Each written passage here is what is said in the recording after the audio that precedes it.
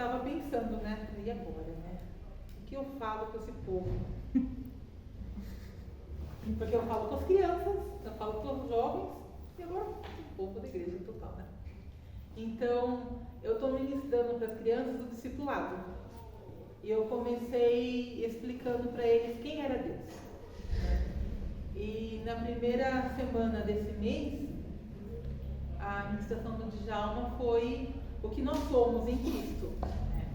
Depois, na segunda semana, a Samuel e Sâmia falaram como nós somos importantes, né? Que Deus nos fez, sua imagem e semelhança, que nós somos muito bons, né?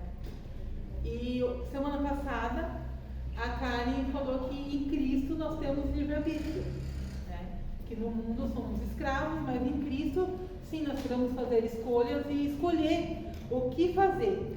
Eu falei, agora? Qual o quê? Agora, Jesus. E agora, socorro, Deus. E daí Deus falou comigo para mim fazer uma pergunta para vocês. Quem é Deus para vocês? Daí eu fui pesquisar. Perguntei para o povo. Ah, você perguntou Perguntei para as pessoas. pessoas. Eu fui fazer uma pesquisa De campo? de campo. Em poucas palavras, defina quem é Deus. Eu achei muito interessante, porque eu perguntei para algumas pessoas que iam para a igreja, né, que é para ser, né, crente, né. Perguntei para umas que eu não sei para onde que vão não, umas que já foram da igreja e não são mais, e foi muito interessante o que me falaram. Nossa. Uns falaram que era, ai, Deus é como, é bonito, né? Já pensou em escrever um livro? Deus é como o ar. Nossa, poético. Eu não posso vê-lo, mas eu sei que ele existe. Ele está muito poesia.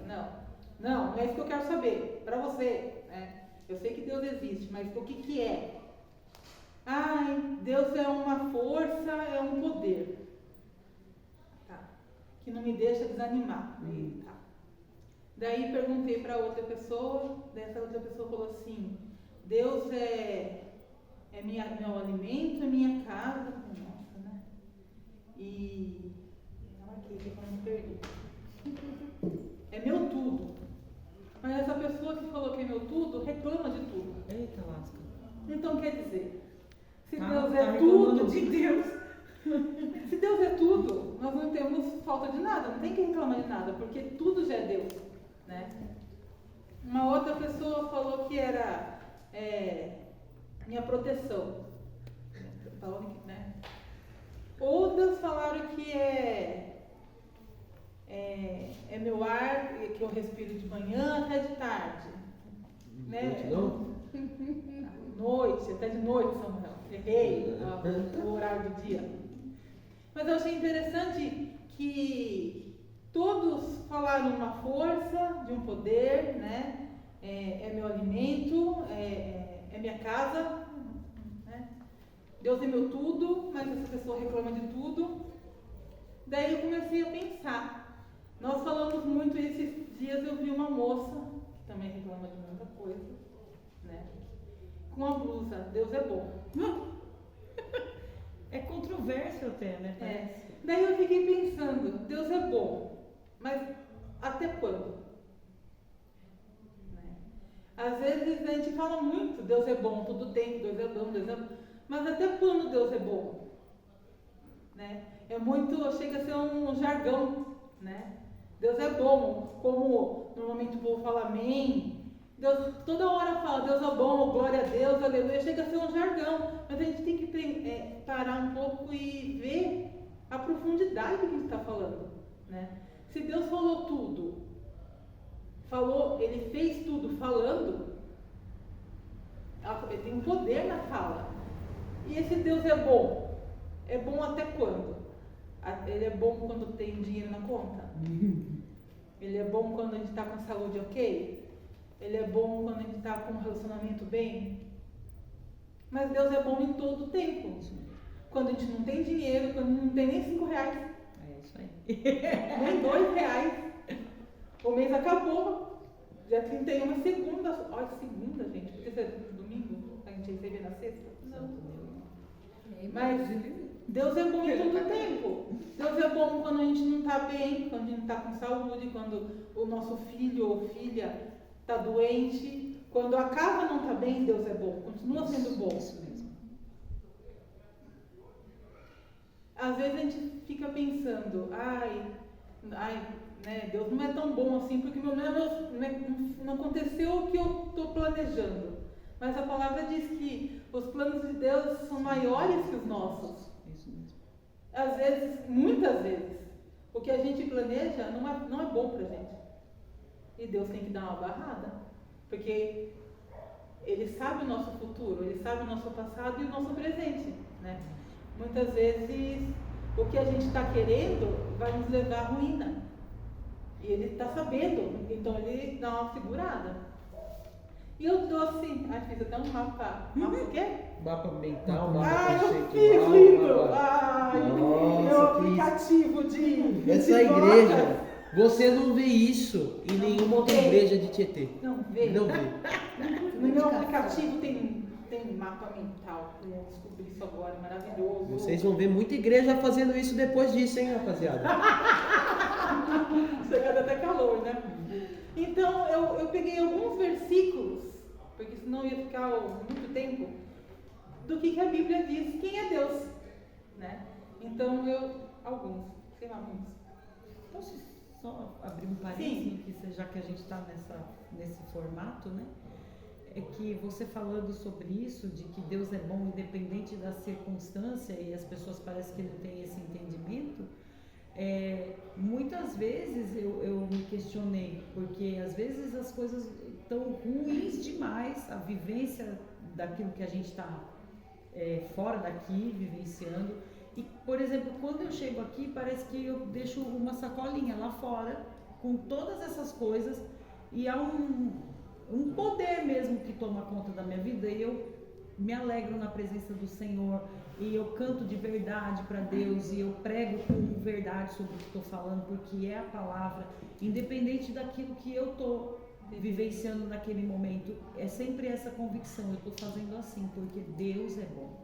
A situação não está boa, mas Deus é bom. A situação não está me causando um bom humor, vamos dizer assim, mas para Deus eu vou oferecer o meu melhor. Então, essa consciência, porque às vezes as pessoas têm um pensamento assim, eu não estou bem hoje, então eu não vou cantar. Não vou pegar. Eu não estou bem hoje, então não vou pregar. Eu não estou bem hoje, não vou para a igreja, porque eu não estou bem. E na verdade, a questão é, eu não estou bem e eu vou fazer tudo isso para quem só me faz o bem. Eu não estou legal, mas eu vou fazer tudo que eu tenho que fazer de melhor para quem só é legal comigo. E essa que é a questão de quando você sabe quem é Deus, que você vai agora descrever por meio dos versículos bíblicos, você não é barrado por causa de uma situação. Então, hoje, por exemplo, estou com a minha colega de trabalho aqui. Então ela viu como eu cheguei de manhã, ela viu como eu passei o meu dia, ela presenciou momentos em que eu chorei, momentos em que eu estava entristecida, momentos em que eu fiquei brava. E aí chega aqui, ela vai me ver vivendo outra, ela vai falar, que é isso, gente? Quem é essa mulher de agora de noite? Que coisa estranha que de manhã ela estava mal e agora ela está ótima. Que é isso? A tendência é o contrário. De manhã você está feliz e à noite cabisbaixo porque você já gastou toda a sua energia. Mas aí chega aqui, o que é isso? Parece ela está cantando, está alegre, está feliz. Porque eu estou fazendo para quem é o merecedor do meu melhor. Para quem realmente é o meu tudo, como as pessoas falaram. Mas só que falar por falar não te traz a consciência e a prática disso.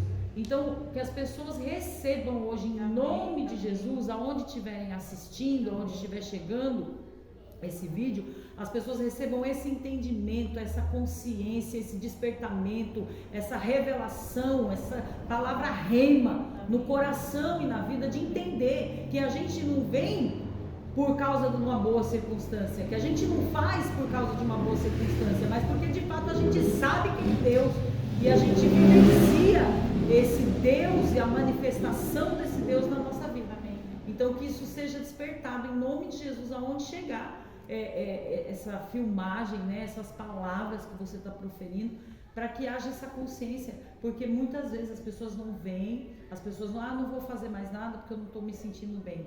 Você faz não é para porque você está se sentindo bem, mas é para você se sentir. É a contramão a proposta do Evangelho de Cristo é a contramão disso tudo. Você não vem pregar aqui porque você gosta. Não. Você vem aqui porque você sabe que você pregando essa verdade, que você gosta da verdade que você prega, você só não gosta de ficar falando ao público. Mas todavia você entende que você precisa fazer isso porque tem pessoas que precisam ser alcançadas. Então eu não faço porque eu gosto, eu faço pela consciência da necessidade e do poder que isso tem quando eu faço. Então é aquela coisa, eu não oro porque eu quero, eu oro porque eu sei que eu tenho que orar. É bem assim que a coisa tem que funcionar na nossa mente. É isso. E aquilo, o mundo jaz no maligno, então os dias vão piorar. Ai, vai melhor. Não vai, gente. Vamos voltar para a realidade. Daqui em diante é ladeira abaixo. Então, se você ficar pensando, ai, a hora que melhorar eu volto, então você não vai voltar. Porque agora é ladeira abaixo, cada vez vai ficar pior. É bíblico, né? Se você ler a Bíblia, você vai ver, tudo vai piorar. Mas como a pastora Vivian falou, nós fazemos o melhor porque Deus fez o melhor por nós. A gente não merecia, a gente não prestava, a gente era o cocô do cavalo do bandido. Mas Deus deu o melhor pra gente, que foi Jesus. E você vai dar merreca para Deus? Ah, mas eu não estou me sentindo bem, eu estou mal. Então venha trazer o que você pode dar. Tenho certeza que quando você chegar aqui, vai melhorar muito, que você vai conseguir entregar Você fala assim, nossa, eu não sabia que eu ia conseguir entregar tudo isso. Teve dia que aconteceu comigo, com o Djalma. Ai, é uma canseira, mas a gente vai entregar o melhor. Porque Ele fez o melhor por nós, né? E daí eu fiz meu mapa mental. Voltando. E eu escrevi alguns versículos sobre o que é Deus. Quem é Deus? Então, em Gênesis, fala que Deus é o Criador. Ele criou tudo, né? Ele arquitetou tudo. O arquiteto do universo. Ele é arquiteto do universo. Ele é o jardineiro do universo. Olha que lindo, né? Ele que fez tudo. E Deus é trino, né? É Deus Pai, Deus Filho e Deus Espírito Santo. Lá em João 14:9, Jesus respondeu: Você não me conhece, Felipe? Mesmo depois de eu ter estado com vocês durante tanto tempo, quem me vê, vê o Pai. Como você pode dizer, mostra meu Pai? Então Jesus está falando aqui que quem vê ele, vê o Pai. Então Jesus é Deus, né? Em João 14:1,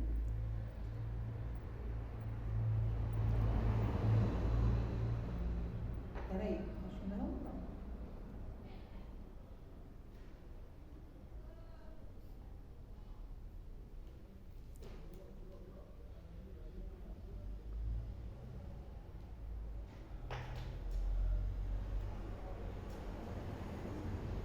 Não lembro, mas está falando que quando Jesus fosse ao Pai, ele deixaria o Consolador, né? Que é como ele. Então, Deus, Espírito Santo, também é Deus. Então, Deus é trino. Deus é um Deus do impossível. João 14:16. João 14:16, obrigada. E eu pedirei ao Pai e lhe dará a vocês outro conselheiro para estar com vocês para sempre, o Espírito da Verdade. O mundo não pode recebê-lo, porque não o vê, nem o conhece. Mas vocês conhecem, pois ele vive com vocês e estará em vocês. Então aqui é o Deus trino, né? Deus é um Deus do impossível. Em Lucas 1:37.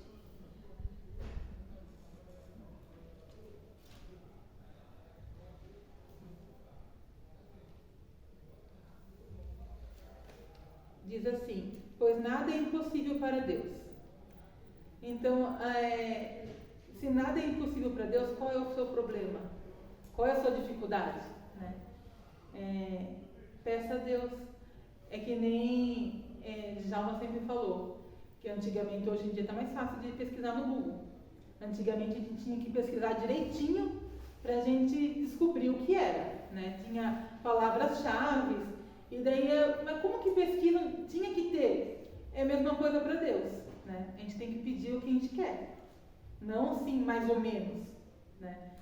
Então, o que você precisa? O que para você é impossível? Peça para Deus.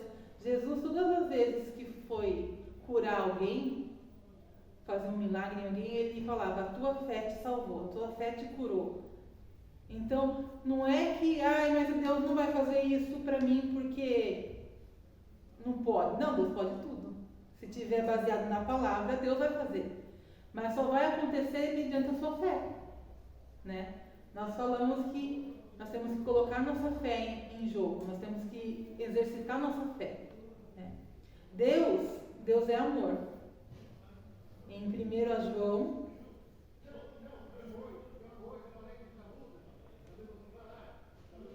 4:8. Quem não ama não conhece a Deus, porque Deus é amor. E ele demonstrou o seu amor por nós em João 3,16, que ele entregou seu único filho para morrer por nós. Deus é santo. Em Isaías 6:3. E proclamavam uns aos outros: Santo, Santo, Santo é o Senhor dos exércitos. A terra inteira está cheia da sua glória. Deus é todo-poderoso. Em Apocalipse 1:8.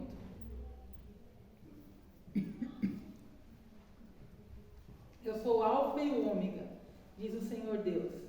O que é, o que era, o que há de vir. O Todo-Poderoso. Calma, caiu.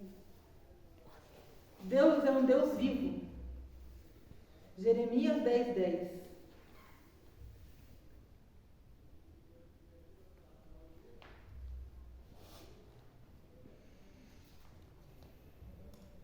Mas o Senhor é o Deus verdadeiro. Ele é o Deus vivo, o Rei eterno. Existe só um Deus. Deuteronômio 4:39.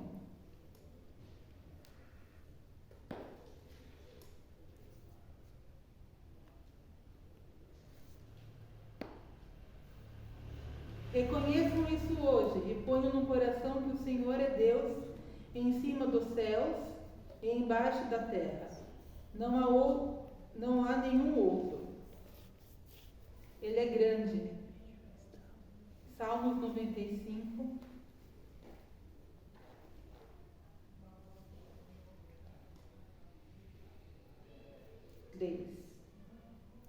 Pois o Senhor é grande. Pois o Senhor é o grande Deus, o grande Rei acima de todos os deuses.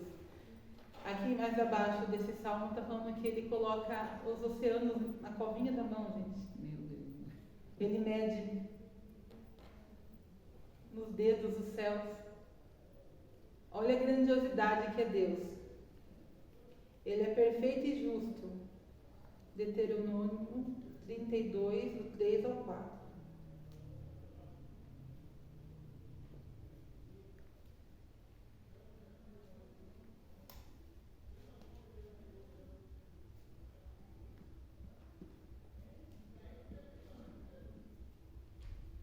Proclamei o nome do Senhor, louvem a grandeza do nosso Deus. Ele é a rocha, as suas obras são perfeitas, e todos os seus caminhos são justos. Ele é o nosso pastor. Em Salmos 23 fala: que o Senhor é meu pastor e nada me faltará. E eu peguei uma parte que eu quero explanar mais. Ele é o nosso Pai, né? Em Mateus 6:9, Jesus ensina a oração: Pai nosso. Se fosse só o pai dele, ele falava: o meu pai. Mas ele diz: o Pai nosso. E eu estava vendo uma ministração, acho que uns 4 anos atrás, uns 3 anos atrás, e isso ficou no meu coração. E eu lembrei dessa ministração ontem, e eu fui assistir de novo. Esse pastor falava o seguinte: que Deus já é tudo, já era tudo, Criador, pastor, ele já era tudo. Só que ele desejava ser mais alguma coisa. Ele desejava ser pai. E por isso que ele criou Adão. Aconteceu o que aconteceu, né, no jardim, mas mesmo assim não desistiu, porque ele tinha uma carência, né, de ter um filho. Mas não era um filho, porque ele já tinha Jesus. Ele queria ter filhos. Mas para que a gente quer ter filhos? Né? Eu e Djalma queremos ter filhos. Né? A palavra diz que filho é uma bênção do Senhor, né? Na verdade, ele queria ter um relacionamento com a gente. Né? E como é difícil se relacionar, às vezes, com o nosso pai. Eu não tive pai. Quando eu vim para Cristo, foi muito difícil conseguir chamar Deus de pai. Porque eu não tinha esse hábito na minha vida. Né? Meu pai me faleceu muito novo, eu era muito nova, então eu não tinha eu não tinha esse hábito nem de falar essa palavra pai. Né? E eu não conseguia chamar Deus de pai. Minha mãe sempre foi o meu pai e minha mãe. Né? Só que eu não conseguia chamar o Deus de pai.